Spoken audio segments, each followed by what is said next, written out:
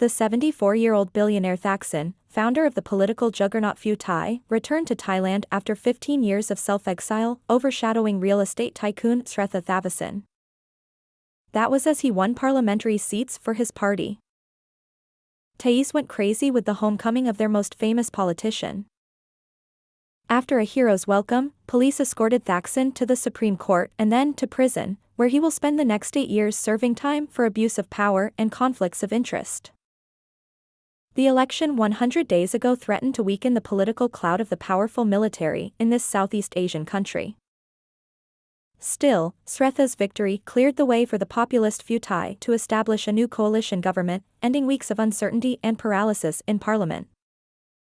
Despite the military's influence among hundreds of lawmakers, Sretha, 60, a political newcomer and former president of luxury property developer Sansiri BK, was thrust into the spotlight only a few months ago and won the backing of 2/3 of parliament. "I promise to carry out my responsibilities to the best of my ability." His voice was drowned out by supporters screaming, "Sretha, Sretha," as 6'3" (1.92 meter), Sretha spoke to reporters at Pheu's headquarters.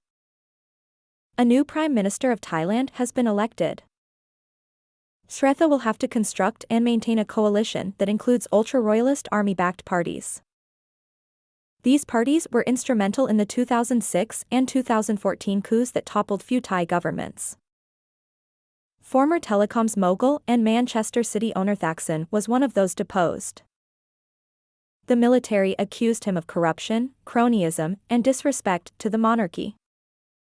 He escaped to another country and was subsequently sentenced to prison in 2008. A few years later, his sister, Yingluck Shinawat, also served as prime minister and met a similar end. They both insist the accusations against them were made for political reasons. A political compromise, maybe?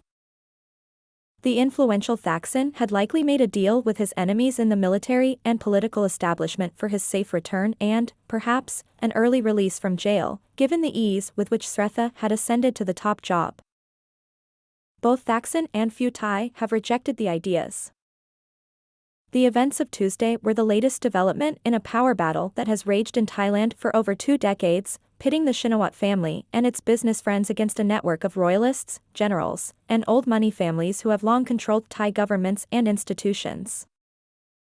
After leaving the airport, Thaksin clasped his hands in a traditional welcome to the crowd, then knelt and bowed in front of a portrait of the king and queen, all while dressed in a black suit, red tie, and yellow lapel pin with the royal emblem.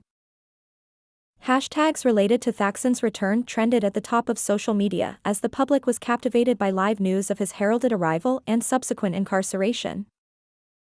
Hundreds of red-shirt fans with banners greeted him at the airport, the court, and outside the prison, many chanting, "PM Thaksin." Thaksin, a former policeman who built an empire selling computers, broke new ground as prime minister, winning the support of millions of farmers and other rural Thais with a series of populist freebies. His bold personality and advocacy for a new breed of capitalist upstarts put him at odds with established power structures and corporate networks, setting off a political struggle that has yet to be resolved. Although Thaksin has repeatedly broken his commitment to return to Thailand, his followers are still very much on his side.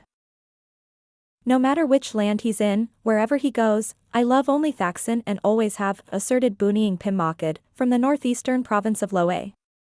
"I'm so glad that he's back." What are your thoughts about the current political situation in Thailand? Let us know your thoughts in the comments below.